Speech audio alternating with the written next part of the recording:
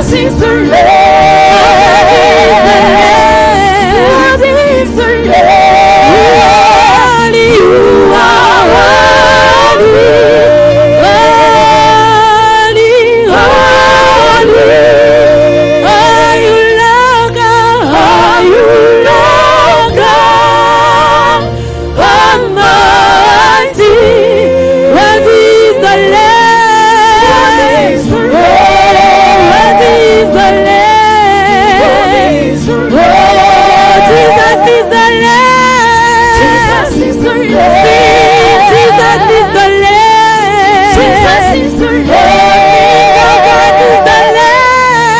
God is the Lamb. God is the Lamb. God is the Lamb. You are worthy.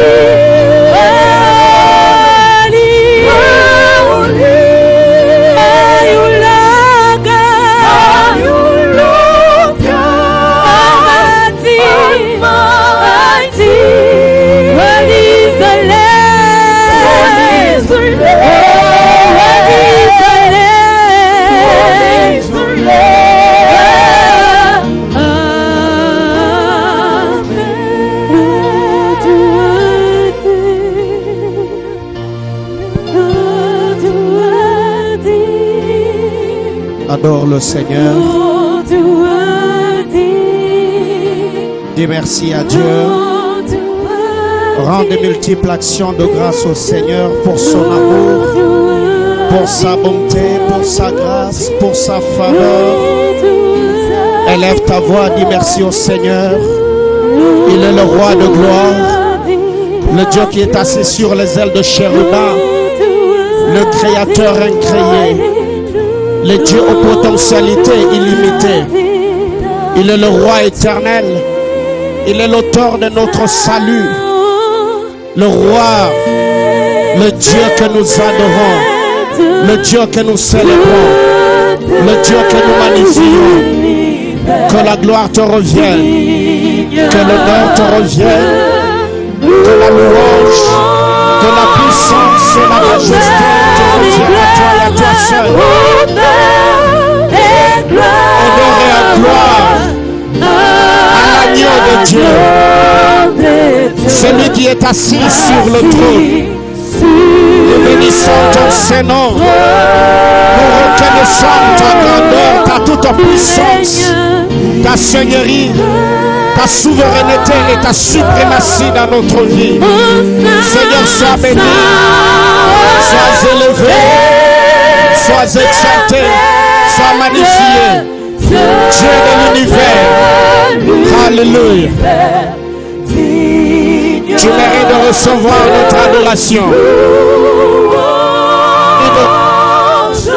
Seigneur, nos célébrations en ce dimanche 26, Père, nous te bénissons. Seigneur, nous t'exaltons. Père, nous te magnifions. Je prie avec le Saint-Esprit. Seigneur Dieu de gloire, parle-nous. Bénis ce moment. Capacite-moi, Seigneur, en amplifiant mes habiletés. Seigneur, que je sois une grande bénédiction. Seigneur, pour mon frère, pour ma soeur. Seigneur, Dieu de gloire qui suivra ce message. Éternel Dieu de gloire, je prie que tu me oignes, que tu me dises, que l'onction de ton esprit soit encore une fois de plus à l'œuvre ce soir pour glorifier le nom du Christ ressuscité. Nous avons ainsi prié avec action de grâce. Nous disons Amen. Gloire au Seigneur. Est-ce qu'on peut acclamer Jésus? Que le Seigneur nous bénisse abondamment. Shalom, shalom, peuple de Dieu. Nous vous saluons de partout où vous nous suivez. Que la grâce et la paix du Seigneur soient avec vous de partout où vous nous suivez. Nous bénissons le Seigneur, le rendant de multiples actions de grâce pour le privilège que Dieu nous accorde en ce dimanche 26 avril de nous tenir encore une fois de plus du haut de cet autel afin de partager la parole du Seigneur ensemble. Et je crois, comme d'habitude, nous vous prions de partager la vidéo, invitez d'autres personnes, invitez vos amis, partagez au maximum afin que ce message bénisse quiconque le suivra. Donc jusque-là, nous continuons avec nos séries d'enseignements sur la loi de l'héritage. Et jusque-là, nous sommes en train de parler de l'héritage spirituel, car ce sous-thème est tiré de notre grand thème. Quand les fondements sont renversés, le juste, que fera-t-il? Et je crois que depuis que nous avons commencé ces séries d'enseignements, nous avons reçu vos messages, vos encouragements, vos likes, vos commentaires. Que le Seigneur vous bénisse abondamment pour l'attention que vous nous accordez, surtout pour les prières que vous ne cessiez de faire monter devant le trône de grâce à notre faveur, afin que le Seigneur nous fortifie de plus en plus, de la même manière que l'apôtre Paul, dans les épîtres, pouvait dire que nous ne cessons de faire mention de vous, pas seulement ceux de la communauté CREFEM, pas seulement ceux de la compassion extension de Lubumbashi. Je suis pasteur par la grâce de Dieu, mais nous prions également pour tous les chrétiens, pour tous les enfants de Dieu dispersés de partout dans le monde entier, afin que la grâce et la faveur du Seigneur soient manifestes. On va lire la parole du Seigneur. Aujourd'hui, le vendredi, nous avons quitté 2 Rois chapitre 2 pour 2 Rois chapitre 3. Là, je vous ramène encore dans 2 Rois chapitre 2. On va lire du premier verset au verset 16. 2 Rois chapitre 2, du 1er au 16e verset, je lis au nom de Jésus. Lorsque l'Éternel fit monter Élie au ciel dans un tourbillon, Élie partait de Gilgal avec Élisée. Élie dit à Élisée, reste ici, je te prie, car l'Éternel m'envoie jusqu'à Bethel. Élisée répondit, l'Éternel est vivant et ton âme est vivante, je ne te quitterai point. Et ils descendirent à Bethel. Le fils du prophète qui était à Bethel sortirent vers Élisée et lui dirent, sais-tu que l'Éternel enlève aujourd'hui ton maître au-dessus de ta tête? Elle répondit, je le sais, aussi taisez-vous. Et lui dit, Élisée reste ici et je te prie, car l'Éternel m'envoie à Jéricho. Il répondit, l'Éternel est vivant et ton âme est vivante, je ne te quitterai point. Et ils arrivèrent à Jéricho. Le fils de prophète qui était à Jéricho s'approchèrent d'Élisée et lui dirent, sais-tu que l'Éternel enlève aujourd'hui ton maître au-dessus de ta tête? Et il répondit, je le sais aussi, taisez-vous. Élie lui dit, reste ici, je te prie, car l'Éternel m'envoie au Jourdain. Il répondit, l'Éternel est vivant et ton âme est vivante, je ne te quitterai point. Et ils poursuivirent tous de leur chemin. 50 hommes d'entre les fils de prophètes arrivèrent et s'arrêtèrent à distance vis-à-vis, et eux s'arrêtèrent au bord du Jourdain. Alors Élie prit son manteau, le roula et en frappa les eaux qui se partagèrent ça et là, et ils passèrent tous deux à sec. Lorsqu'ils eurent passé, Élie dit à Élisée, demande ce que tu veux que je fasse pour toi avant que je sois enlevé d'avec toi. Élisée répondit, qui est sur moi, je te prie, une double portion de ton esprit. Élie dit, tu demandes une chose difficile, mais si tu me vois monter, si tu me vois pendant que je serai enlevé d'avec toi, cela t'arrivera ainsi, sinon cela n'arrivera pas. Comme il continuait à marcher en parlant, voici un char de feu et des chars de feu et des chevaux de feu le séparèrent l'un de l'autre, et Élie monta au ciel dans un tourbillon. Élisée regardait et criait, mon père, char d'Israël et sa cavalerie. Il ne le vit plus, saisissant alors ses vêtements, il les déchira en deux morceaux. Il releva le manteau qu'il y avait laissé tomber, puis il retourna et s'arrêta au bord du Jourdain. Il prit le manteau qu'il y avait laissé tomber et il en frappa les eaux et dit, où est l'Éternel, le Dieu d'Élie? Lui aussi, il frappa les eaux qui se partagèrent ça et là, et il passa. Le fils de prophète qui était à Jéricho vis-à-vis, l'ayant vu dire, l'esprit de l'Éternel repose sur l'esprit d'Élie repose sur Élisée, et ils allèrent à son rencontre et se prosternèrent contre terre devant lui. Et lui dirent, voici il y a parmi tes serviteurs 50 hommes vaillants vêtus, qu'ils aillent chercher ton maître. Peut-être que l'esprit de l'Éternel l'a emporté et l'a jeté sur quelques montagnes ou dans quelques vallées. Il répondit, ne les envoyez pas, que le Seigneur bénisse la lecture de sa parole. Donc, bien aimé dans le Seigneur, à titre récapitulatif, nous avons jusqu'au-là partagé cette chose dans ce thème où nous sommes en train de partager la parole du Seigneur sur la loi de l'héritage. Et nous parlons principalement de l'héritage spirituel. Nous avons dit que la loi de l'héritage va de père en fils, Genèse 15, 1 à 4. Deuxième des choses, la loi de l'héritage exige l'attachement. 2 Rois chapitre 2. 3. La loi de l'héritage. Dans la loi de l'héritage, l'élévation du père est un avantage et l'avantage de fils. 2 Rois chapitre 2, le verset 3. Quatrième chose, le vrai fils, nous avons dit que dans la loi de l'héritage, le vrai fils cherche l'héritage spirituel de leur père, pas ses avoirs, pas ses contacts, moins encore sa renommée. 2 Rois chapitre 2, le verset 9. Cinquième chose, nous avons dit que dans la loi de l'héritage, ce qui est difficile n'est pas impossible. Dans la loi de l'héritage, ce qui est difficile n'est pas impossible. 2 Rois chapitre 2, le verset 10. Et nous avons également dit que dans la loi de l'héritage, ce que nous mettons entre les mains de nos pères, nous ne le manquerons jamais dans nos vies. Ce que nous mettons entre les mains de nos pères, nous ne le manquerons jamais dans nos vies. 2 Rois chapitre 3 du verset 11 au verset 20. 2 Rois chapitre 11 du verset 2 Rois chapitre 3 du verset 11 au verset 20, excusez-moi. Et c'est la sixième ou septième chose. Je crois sixième ou septième chose, par la grâce de Dieu. Et en partageant la parole du Seigneur, le vendredi, par la grâce de Dieu, nous avons vu que quand le roi d'Israël et Josaphat, dans l'histoire de 2 Rois chapitre 3, arrivèrent auprès d'Élisée, Josaphat a posé la question, est-ce que dans ces contrées, il n'y a pas un homme de Dieu auprès de qui nous pouvons consulter l'Éternel? Un des serviteurs du roi d'Israël a répondu à Josaphat en disant, nous savons que dans le coin, il y a quelqu'un, il y a un homme de Dieu, il y a Élisée, fils de Shaphat, qui versait de l'eau entre les mains de Élie. Et nous avons dit que ici nous voyons que servir de l'eau, ce n'est pas seulement au vrai sens du mot qu'il versait de l'eau, mais c'était le fait que cet homme reconnaissait que Élisée a servi au pied d'Élie. Et nous avons dit de la même manière que Élisée, par la grâce de Dieu, versait de l'eau entre les mains d'Élie. Donc s'il y a un miracle que Élisée ne pouvait pas manquer dans sa vie, c'est le miracle de l'eau. Et nous avons vu que là, il a prophétisé, il a dit, vous ne verrez ni vent, ni pluie, mais cette vallée sera remplie de l'eau. Et la Bible déclare, à l'heure, au moment de la présentation de l'offrande, l'eau arriva et nous étions abondamment bénis par la grâce du Seigneur le vendredi.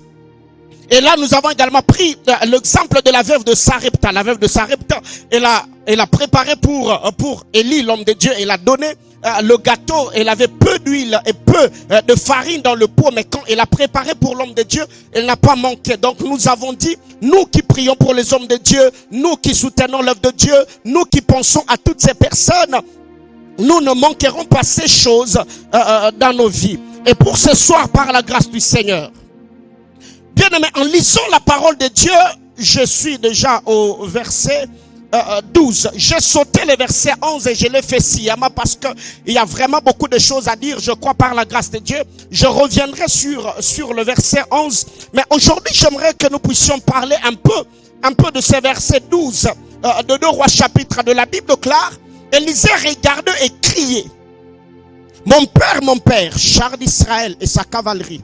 Et il ne levait plus, saisissant alors ses vêtements, il le déchira en deux morceaux. Bien aimé, ici vous allez vous rendre compte qu'il n'y a pas de bénédiction sans épreuve. Élisée a été éprouvé de toutes ces manières par Élie, son père, par Élie, l'homme de Dieu que Dieu avait mis sur son chemin.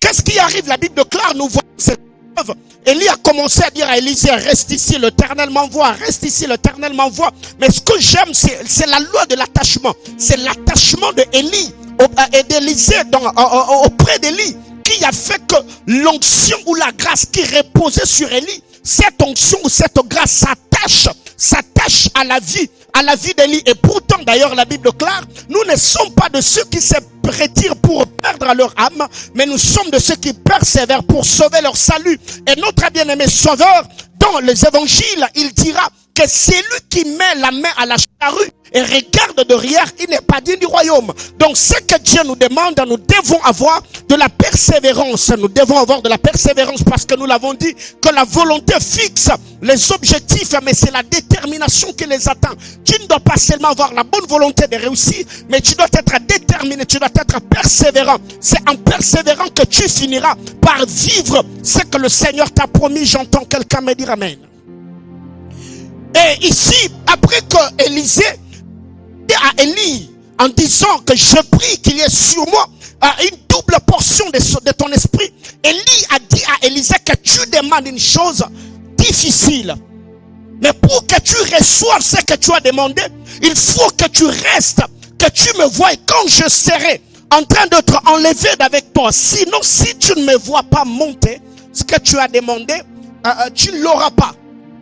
Donc s'il y a une chose au-delà de la conversation qu'il y avait entre Élie et Élisée, s'il y a une chose que Élisée ne devait pas perdre dans son champ de vision, c'est la personne d'Élie.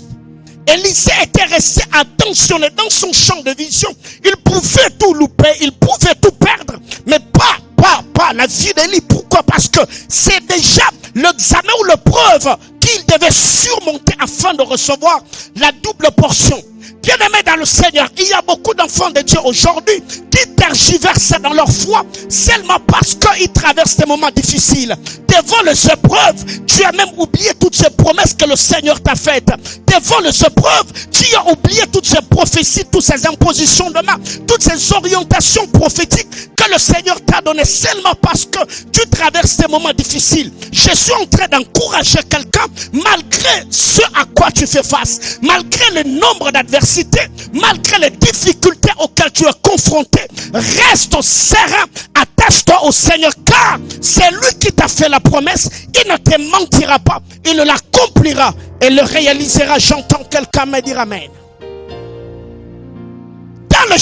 Dans son champ de vision, Élisée ne pouvait pas louper Élie, car Élie lui a dit, si tu me vois monter, alors ce que tu as demandé, tu l'auras.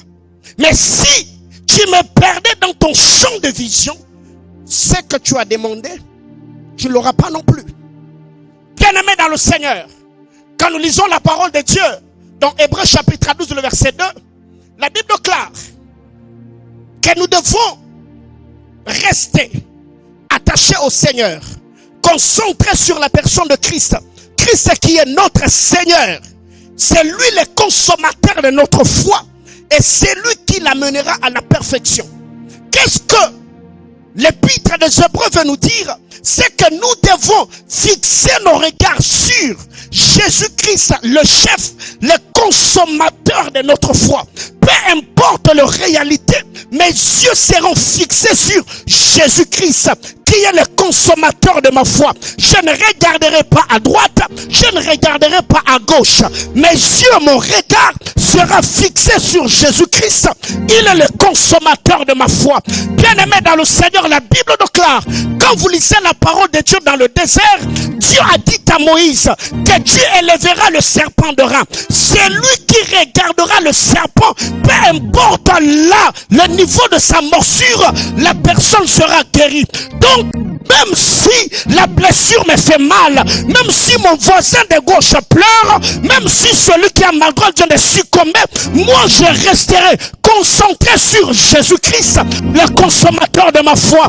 Et la Bible déclare, au jour de sa chair, il a dit de la même manière que Moïse a élevé le serpent de rein, de la même manière, le Fils de l'homme sera élevé. Mais par-dessus tout, quand il sera élevé, et vous connaîtrez qui il est. Je suis en train de dire à quelqu'un, peu importe ce que tu traverses, peu importe les difficultés, reste sur le focus. Jésus le matin, Jésus à midi, Jésus le soir. Je sais jusque-là, je n'ai pas tout ce que j'ai besoin. Les boulots, je n'en ai pas. Je n'ai pas de mariage. Il y a de maladies et des situations compliquées. Peu importe ce que je vis, je reste. Oh my God. Je reste.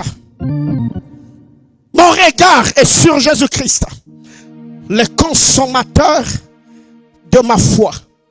Bien-aimés frères, mais ce que j'aime l'ancienne alliance, mais j'aime beaucoup plus la nouvelle. J'aime Moïse, mais j'aime beaucoup plus Jésus. Dans la dispensation de Moïse, la Bible déclare que Dieu a dit à Moïse que celui qui regardera le serpent que tu auras élevé, celui-là aura la vie sauve. Bien aimé, j'ai toujours réfléchi dans tous les sens, tournant cette portion d'écriture dans toutes les facettes afin de comprendre la pensée de Dieu. Je me suis dit, le salut au temps mosaïque, le salut avait une certaine catégorie de personnes qui devaient le recevoir. Pourquoi? Parce qu'au temps de Moïse, seuls ceux qui voyaient pouvaient lever leurs yeux et regarder le serpent de rein. Mais alors, celui qui était aveugle, comment est-ce que l'aveugle pouvait ouvrir ses yeux pour regarder le serpent de rein? Bien aimé dans le Seigneur, Israël n'était pas un quartier, Israël n'était pas une commune, Israël était toute une nation. Donc si quelqu'un est au niveau de cette église là où nous sommes et que le serpent de rein est élevé à Kaboula Meshi, c'est que la personne aura du mal à voir le serpent de rein. Pourquoi? Parce que Israël était toute une nation. Vous allez vous rendre compte que le salut était là, mais il fallait beaucoup d'efforts, beaucoup d'acrobatie, beaucoup de gymnastique pour y arriver. Mais ce que j'aime avec le Seigneur, quand Jésus arrive, il n'a pas dit que c'est lui qui regardera. Non. Le salut au temps de Moïse, le salut était sur les yeux. Il faut voir pour avoir la vie sauve. Mais quand le Seigneur arrive, il a déplacé le salut au niveau des yeux, il l'a placé dans le cœur. Au point où, même si c'est lui qui ne voit pas, même l'aveugle peut croire et recevoir le salut. Alors qu'au temps de Moïse, il a fallu voir. Je suis en train de dire à quelqu'un, c'est que tu ne vois pas, tu peux le recevoir à partir de ton cœur. Oh my God. Je suis en train de dire, la foi vient de ce qu'on entend, et ce qu'on entend vient de la parole de Christ. C'est que j'ai à faire, ce n'est pas d'abord que je voie, il faut que je croie, parce que ce que j'ai dans le cœur finira toujours par se manifester dans mon champ de vision. Bien-aimé dans le Seigneur, et ce que nous devons retenir ici, c'est que Élisée, quand il voit Élie monter, il élève la voix et dit, mon père, char d'Israël et sa cavalerie. Mon père, char d'Israël et sa cavalerie. Qu'est-ce que nous devons retenir? C'est que dans la loi de l'héritage, ce que tu es capable de voir dans ton père, c'est ce que tes fils seront capables de voir en toi. Yes. Oui, j'étais en train de dire, dans la loi de l'héritage, ce que tu es en mesure de voir dans ton père, c'est ce que tes fils seront en mesure de voir en toi. 2 Rois chapitre 13. 2 Rois 13, le verset 14. Qu'est-ce qui est écrit? Élisée était atteint de la maladie. Il était atteint de la maladie dont il mourut. Joas, roi d'Israël, descendit vers lui, pleura sur son visage et dit, mon père, char d'Israël et sa cavalerie. En lisant la parole de Dieu au temps d'Élie et Élisée, quand Élisée voit Élie monter, il crie en disant, mon père, char d'Israël et sa cavalerie. Élie a laissé le manteau et Élisée a récupéré le manteau, il a reçu la double portion. Maintenant, au temps d'Élisée, Élisée est malade, Élisée est mourant. Le roi Joas arrive, il pleure sur Élisée. Et qu'est-ce que Joas a dit? Joas a répété ce que Élisée avait dit à son père. Joas a dit en Élisée ce qu'Élisée avait dit en son père. Joas dira, mon père, char d'Israël et sa cavalerie. Bien-aimé frère, ce que tu es capable de voir dans ton père, c'est ce que tes fils seront capables de voir en toi. Je suis en train de dire à quelqu'un, il y a des gens aujourd'hui, ils vivent au Congo, ils ne donnent pas de la valeur à la personne que Dieu lui a donnée, au père que Dieu a mis sur son chemin. Lui, il ne voit que les anglophones, lui, il voit que les Américains, alors que les personnes que Dieu a mis à tes côtés, ces personnes peuvent, par la grâce de Dieu, te prendre de là où tu es et t'amener dans cette destinée glorieuse que Dieu t'a promise. Que quelqu'un me dise amen. Ce que tu es capable de voir en ton père, c'est ce que tes fils seront capables de voir en toi. Bien-aimé dans le Seigneur, chacun d'entre nous est un père potentiel. Chacun d'entre nous est une mère potentielle. Si déjà aujourd'hui, tu ne sais pas voir la qualité qu'il y a dans le parent, dans la foi, ou même le parent biologique que Dieu t'a donné, bien-aimé dans le Seigneur, à ton tour, d'autres personnes te rendront la pièce de monnaie. Pourquoi? Parce que nous sommes dans ce monde est en mutation, ce monde est en rotation, ce monde tourne et les hommes ont dit tout c'est pas si bas. Pourquoi? Parce que la dimension spirituelle que tu es capable de voir dans ton père, c'est la dimension spirituelle que tes fils seront capables de voir en toi. Alors qu'est-ce que tu dois faire? C'est de considérer la personne que Dieu a mis sur ton chemin. C'est considérer les encadreurs spirituels, les mentors ou le père dans la foi que Dieu t'a donné, afin qu'au travers de cet homme, que tu puisses recevoir la portion de l'onction ou de la grâce qui repose sur sa vie. J'entends quelqu'un me dire amen. Élisée a crié en disant mon père, char d'Israël et sa cavalerie. En criant mon père, bien aimé, c'était pas facile. La Bible déclare, les chars de feu et de chevaux les séparèrent. Et les commentateurs disent, quand les chars et les chevaux ont été créés, il y a eu comme un tourbillon. Le tourbillon s'est créé. Malgré cela, Élisée devait rester avec les yeux ouverts. Malgré la poussière qu'il y avait, il devait voir Élie. Quand il crie mon père, il voulait dire à Élie, je t'ai vu. Donc ce que tu m'as promis, libère-le. En disant mon père, il a dit non, j'ai réussi au texte. J'ai réussi à l'épreuve que tu m'as donnée. Mon père, char d'Israël et sa cavalerie. Et vous allez vous rendre compte, quand le roi de Syrie a envoyé des militaires encercler la maison où était Élisée, Élisée a prié pour que le Seigneur ouvre les yeux de son serviteur. Et quand les yeux du serviteur s'ouvrit, la Bible déclare, il vit que la montagne était entourée par de chars et de chevaux. Quand est-ce que Élisée a hérité de ses chars? Quand est-ce que Élisée a hérité de ses anges? C'est quand le manteau d'Élie est tombé sur lui. Il a hérité des anges du même système que son père. Ce n'est pas un enseignement sur l'angélologie, sur le ministère des anges, mais j'ouvre une brèche. C'est qu'en recevant l'onction de son père, les anges du même système qui travaillent avec son père se sont attachés à sa vie. Car il n'y a pas d'onction sans mission. Il n'y a pas de mission sans les agents accompagnateurs. Donc quiconque a une mission, il a besoin de l'onction. Et partout où il y a l'onction, il y a des agents accompagnateurs que j'appelle les anges. C'est ainsi qu'en lisant la parole de Dieu, dans Actes des Apôtres chapitre 7, je crois verset 36, la Bible déclare, Moïse a reçu la mission que Dieu lui avait assignée avec l'aide de l'ange qui lui était apparu dans le buisson.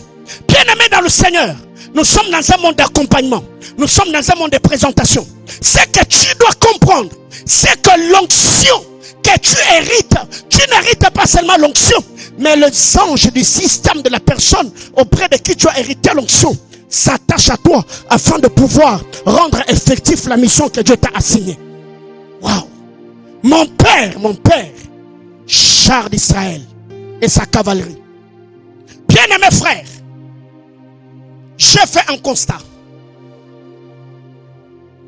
C'est que les faiblesses de nos pères que nous exposons, c'est ce que nous héritons. Oui. J'ai fait un constat. Beaucoup de ministres de Dieu qui ont exposé les faiblesses de leur père, beaucoup de serviteurs de Dieu, beaucoup d'enfants de Dieu, qui ont exposé le défaut de leur père. Ils ont fini à faire ce qu'ils reprochaient à leur père.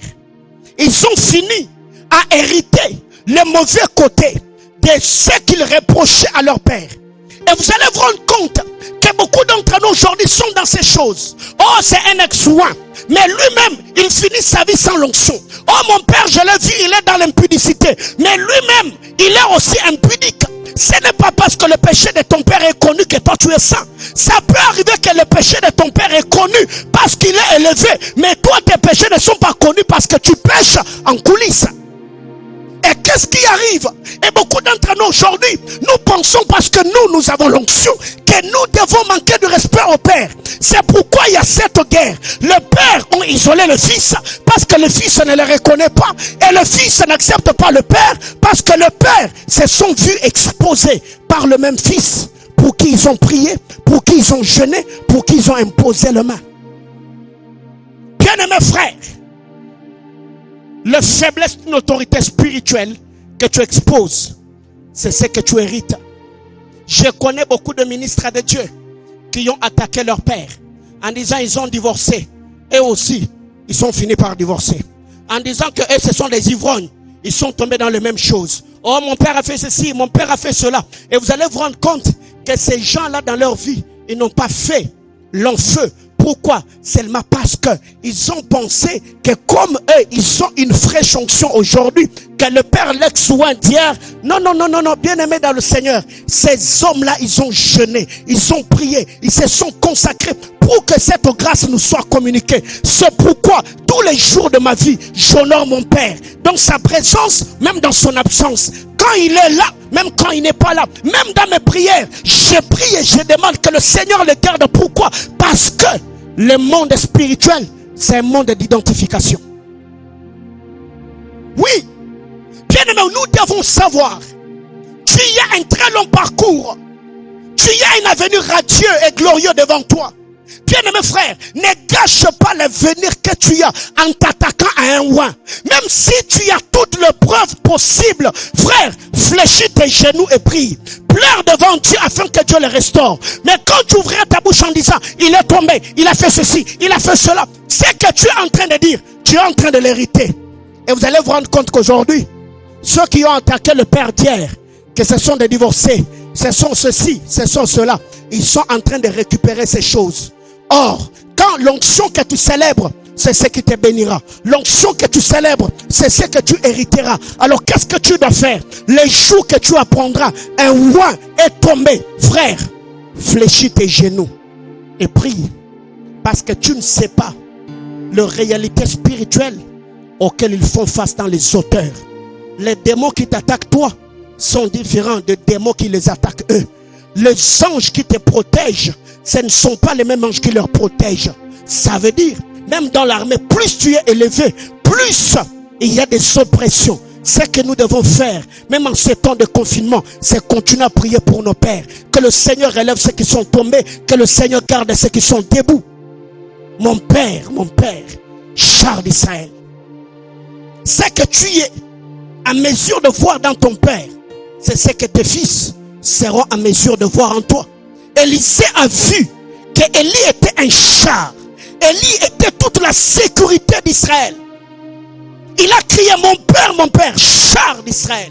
Et à son tour, son fils Joas, qui était le roi, il est venu, il a répété les mêmes choses. Qui avait dit à Joas que Élisée était un char, un cavalier d'Israël. Bien-aimés frères, le monde spirituel, c'est un monde d'accompagnement. Le monde spirituel, c'est un monde d'identification. Ma prière est levée de mon cœur du haut de cet hôtel. Que le Seigneur bénisse et qu'il élève tous les fils qui sont loyaux à leur père. De partout tu me suis, je demande que le Seigneur Dieu de l'univers, cette récompense se souvienne de toi pour l'amour, l'affection, l'attachement et le dévouement que tu as manifesté à toutes les autorités spirituelles établies. J'entends quelqu'un me dire, je reçois cette parole.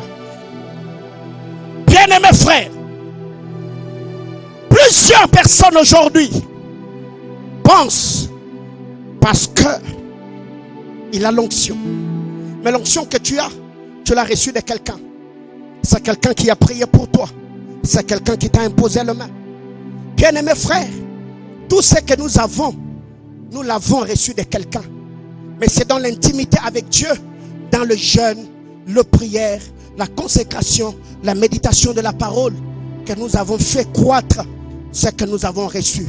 Alors, avant de dire ce que je veux dire, je suis en train de te dire à toi qui est en train de me suivre et aux bien-aimés qui m'ont accompagné dans ces cultes, nous devons beaucoup veiller.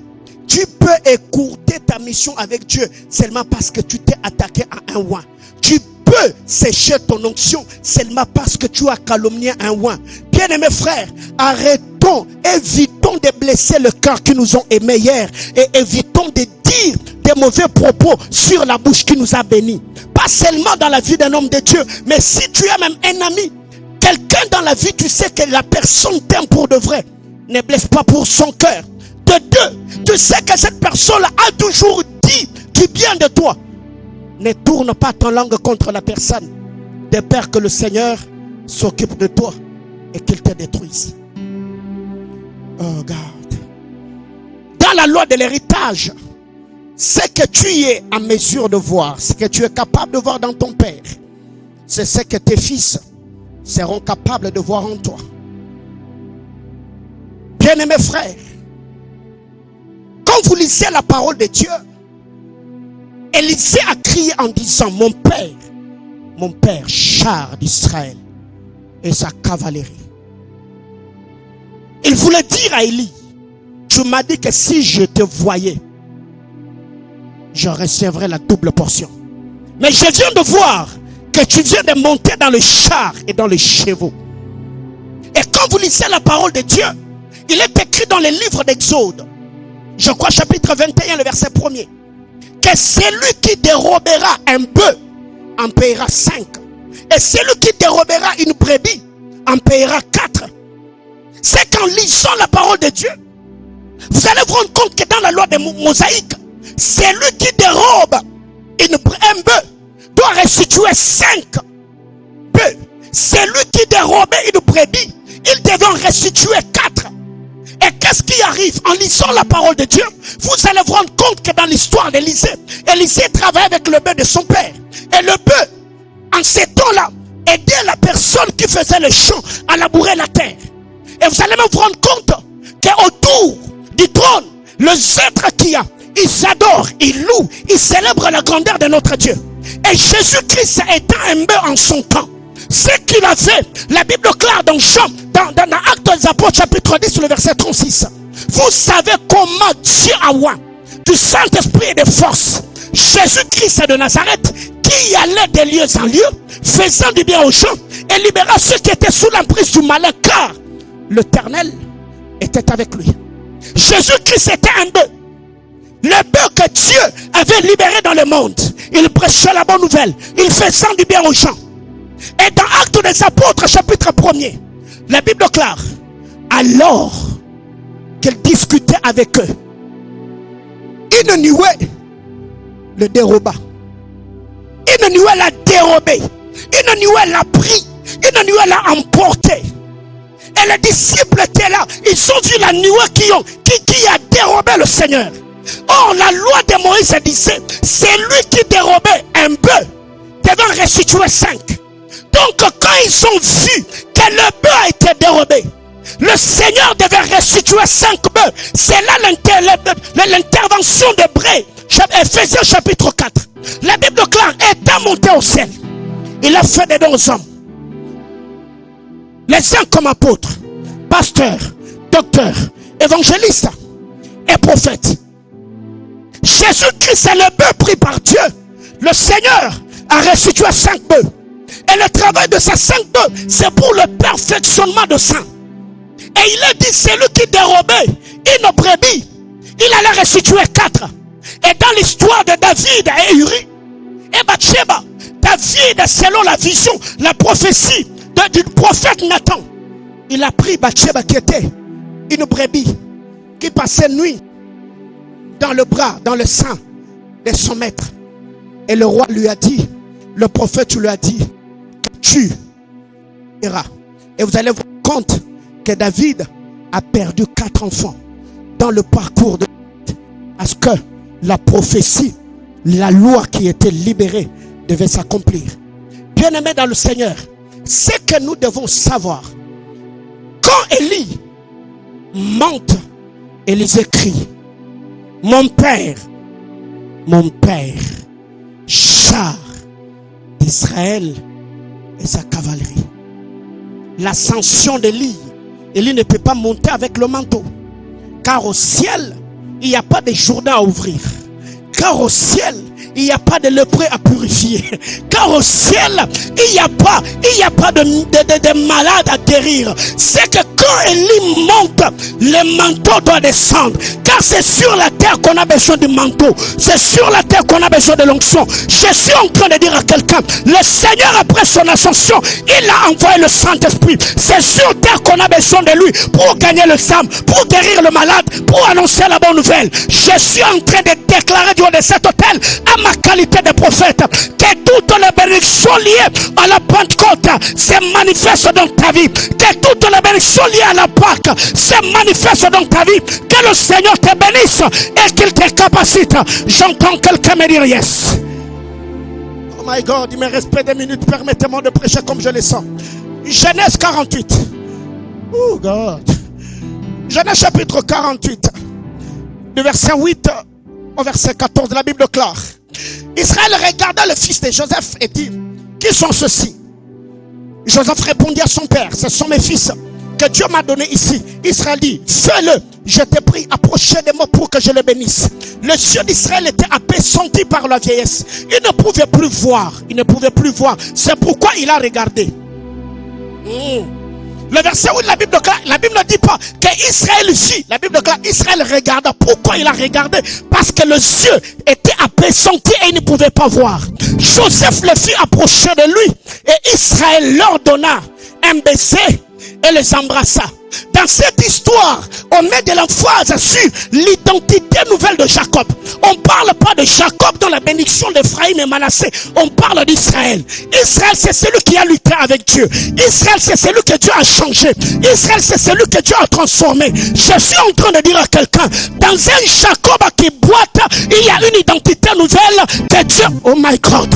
Je suis en train de dire à quelqu'un, dans cette jeune sœur que vous avez connue hier, qu'elle est une fille mère, parce qu'elle a reçu Jésus dans son cœur. Il y a une identité nouvelle. Je suis Jacob, mais mon nom spirituel, ce n'est pas Jacob, c'est Israël. Car Jacob est l'usurpateur, mais Israël, c'est lui qui a lutté avec Dieu. Je suis en train de dire avec quelqu'un, ne me traite pas en fonction de mes faiblesses d'hier. Dans mes moments d'intimité, tu ne sais pas ce que Dieu a fait. Ne me traite pas, ne me calomnie pas. À cause du témoignage que tu as eu de moi hier, pendant mes moments d'intimité, tu ne sais pas comment je versais le larme, comment je cherchais Dieu. J'entends quelqu'un me dire, le Dieu de mon histoire. Bien-aimé frère, la Bible claire, Israël dit à Joseph, je ne pensais pas revoir ton visage. Et voici que Dieu me fait voir même ta postérité. Waouh! Il fait au-delà de ce que nous pensons et demandons. Il ne pensait pas qu'il allait voir le visage de Joseph.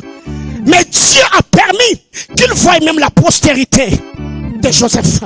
Oh God, je suis en train de dire à quelqu'un, certes tu t'attends à chose X, mais quand le Seigneur fera, il fera au-delà des choses X et tu auras chose Y. Je suis en train de bénir quelqu'un. Israël était là, il ne pensait pas voir Joseph parce qu'on lui avait dit les bêtes féroces l'avaient dévoré. Mais Dieu dans sa souveraineté, la politique de l'infiltration divine avait infiltré Joseph quelque part pour qu'au moment opportun, Joseph devienne l'homme providentiel de sa famille. Je suis en train de dire à quelqu'un, je suis dans le confinement, mais c'est dans le confinement que Dieu me parle. Dans le confinement, Dieu me guise. Dans le confinement, j'ai de l'inspiration. Dans le confinement, mon onction croit.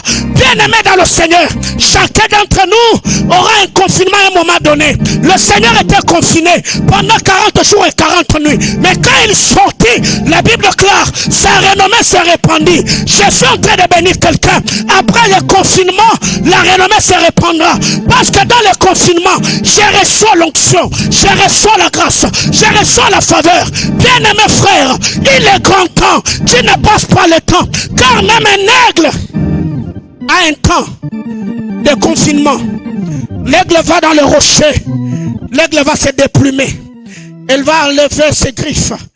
Elle va tapoter son bec au rocher et le bec va s'enlever. Pendant ce temps-là, si tu regardes l'aigle, l'aigle n'a pas de plumes. La gloire est partie.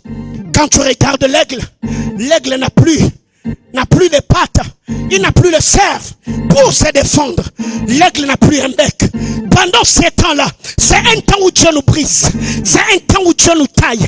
L'aigle a perdu sa gloire. Ce qui faisait ta force, tu l'as perdu. C'était peut-être la fortune, c'était le travail, c'était un mariage, ta bonne réputation. Tu y es déplumé. Quand les gens te regardent, il n'y a pas d'espoir. Bien-aimé dans le Seigneur, l'aigle n'a plus de bec. C'est sa bouche qui saigne. C'est un temps où les gens, ils peuvent t'accuser.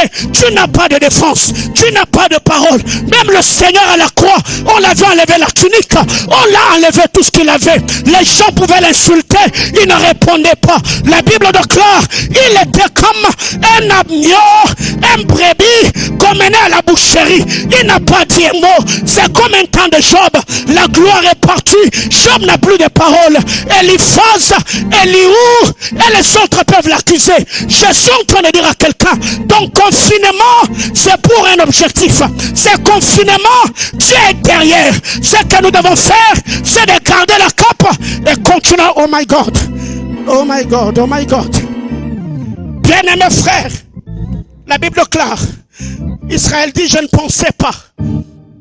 Je demande à Dieu que Dieu t'étonne. Regarde. Que Dieu te donne ce à quoi tu t'attendais le moins. Non. Je suis en train de bénir quelqu'un. Je disais que Dieu te donne ce à quoi tu t'attendais le moins.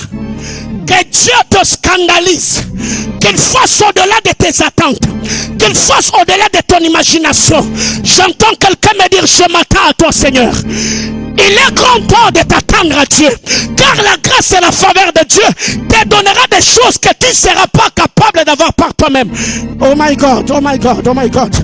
La Bible déclare, Joseph le retira de ses genoux, des genoux de son père, et il se prosterna à terre devant lui. Puis Joseph le prit, Ephraïm de sa main droite, à la gauche d'Israël, et Manassé de sa main gauche, à la droite d'Israël. De manière stratégique, pour faciliter la tâche à son père. Parce que selon la loi mosaïque, Allah même c'était avant la loi, c'est que Joseph savait que dans notre famille, c'est l'aîné qui doit recevoir la bénédiction. Mais lui-même a oublié que dans la famille d'Abraham, ce n'est pas Ismaël qui était héritier, c'était Isaac.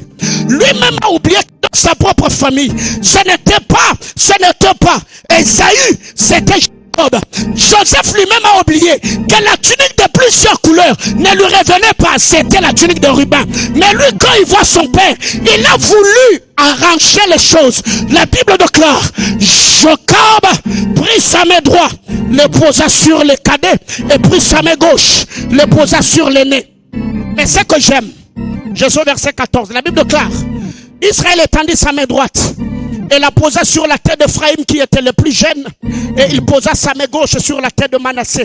C'est vu avec intention qu'il posa sa main ainsi, car Manassé était le premier-né. J'entends quelqu'un dire avec moi, c'est avec intention. Ta manière de dire m'angoisse. Bien-aimés frères, je vais m'arrêter là, accordez-moi 5-10 minutes, je vais disparaître. En lisant la parole de Dieu, vous allez vous rendre compte que dans la famille d'Abraham, il y a un sérieux problème. Ismaël est le fils aîné, sorti d'Agar. Et tout ce qu'Ismaël a reçu, c'était un pain et l'outrado. La Bible déclare quand ils sont allés dans le désert, tout a pris fin malgré cela. Ismaël est devenu un grand chasseur, un homme qui habita le désert. Parce que l'alliance d'Abraham criait dans ce veine. Et arrivé dans la famille d'Isaac, Ésaü et Jacob, Ésaü c'est lui qui devait hériter de la bénédiction.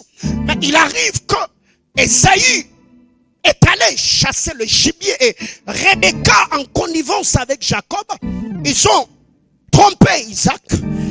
Il a reçu la bénédiction. Dans la famille de Jacob, la tunique de plusieurs couleurs revenait au fils aîné, autrement dit Ruben.